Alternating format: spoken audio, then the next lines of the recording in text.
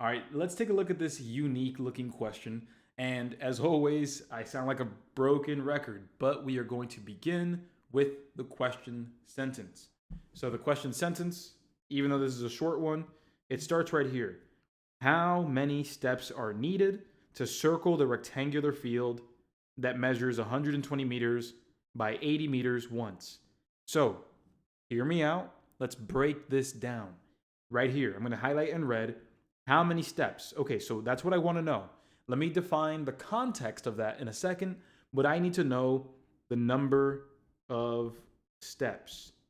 That's all I know so far.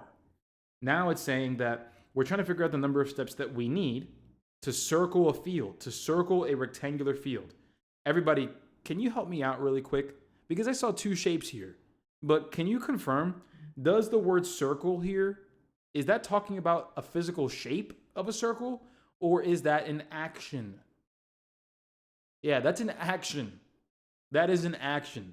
So remember, everybody, circling the field means, hey, you're going around the field.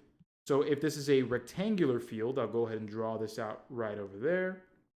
So if this is our rectangular field, if we're circling the field, that means that we're going around the field. So before I continue, does that make a little more sense? Again, the word circle just means going around this rectangular field that we have. Perfect. Now, I know some of us might look at that X right there and think that that's multiplication, but again, that is not multiplication. They are simply giving us the dimensions of 120 by 80 meters. So that's what we have right over here, 120 meters by 80 meters. And we want to know how many steps it'll take to go all the way around this field. That's what we want to know. So be very careful here, because you might think of this as, hey, going around the field. I heard you, coach. That means perimeter all day. You're absolutely right with that first thought. But there's a little more thinking that we're going to need to do. So hear me out. We have perimeter, and for a rectangle like we see over here, the formula is double the length plus double the width. But the thing is, everybody, what are we trying to find? Are we trying to find the perimeter? Like, is that what we need to finish the problem? Correct. It's not the perimeter. It's the number of steps that we would take. So I'm going to show you how this is going to go. Nice and easy. Here we go. So we have perimeter equals 2 times the length, which is 120, and then plus 2 times the width, which is going to be 80. We find that perimeter, and that's going to be 240 plus 160. Everybody, 240 plus 160 gives us what? Correct, that's 400 meters. Excellent. All good right there. Now, really quick though, what do we do with this 400? I see a lot of us in the chat box saying we're supposed to divide. And that is correct. That is absolutely correct. But before I show you why we need to divide, or why, before I show you the actual division, let me show you why we need to divide.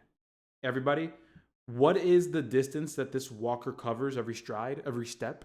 What is that distance that they cover? Yeah, 5 meters. The walker's stride is 5 meters. Excellent. So let me show you how that's going to look. Let me go ahead and show you this. Let's say we're looking from point A to point B. Let's suppose that this is 15 meters. Let's just make it a lot shorter, right? Everybody, if our stride is 5 meters at a time, how many strides are we going to need to cover 15 meters? You tell me. To cover 15 meters, if I go ahead and divide that by 5, that's going to be 3 steps. 5 meters in the first step, 5 meters in the second, 5 meters in the third, and that makes the 15 meters. So when you think about it like this. If every step is 5 meters, which is wild, that's a pretty long distance, but if every pace is 5 meters, you divide the total distance by each step, and you'll get the number of steps. So 15 divided by 5 meters, that is 3 paces or 3 steps. Does that make a little more sense in terms of why we are dividing, my friends? Perfect. So again, the reason why we are dividing is because you have the total distance, and if you have the distance for each pace or each step, if we divide by that pace, so the distance of each step, we get the number of steps that it'll take. So if we just do that over here with 400 meters, 400 meters divided by 5 meters per step, that's going to be 80 steps. Again, we're not looking for a distance, we're looking for the number of steps. And that's why at the end, the correct answer here will be C, 80 steps.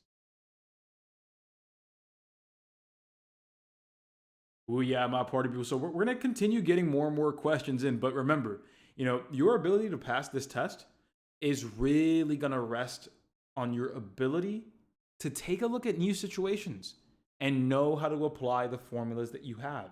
So everybody, is it true so far for you personally that you can memorize the formula all you want, but it's not going to save you when it comes to problems like this? Cool. Sounds good. I just want you to understand, like fully, all the way in your head, that even if you didn't get this question correct, you see that there are new situations, new ideas that we want to prepare ourselves to tackle. So, with that, let's go ahead and keep it moving forward. Step by step, we'll get better. So, here's another one. Let's begin with the question sentence. And that question sentence, as always, is the first priority. So, how many quarts is this? Okay, sounds good. So another straightforward unit conversion problem where they say, hey, here's this container's capacity, 3.2 gallons of liquid, but we really need to know how many quarts that's going to be. Okay, sounds good. So we have 3.2 gallons to begin with, and we want to turn that into an unknown number of quarts. So with that, let's write that conversion first. So we can understand whether we're going to multiply or divide. And I don't want us to just rely on the answer choices to see what that might be. Let's really use reasoning. Let's pretend the answer choices aren't even there. So what we need to know is that 1 gallon equals 4 quarts. 4 quarts makes 1 gallon. So, my party people, we are trying to get 2 quarts. We're trying to get 2 quarts. So, because we're trying to get to the unit that has the number on it, we will perform what operation? Because we're trying to get to that unit with the number on it, yeah, we're going to multiply. If we were trying to get to gallons, that's a 1 on it, and we would be dividing in that case. But in this case, we'll multiply.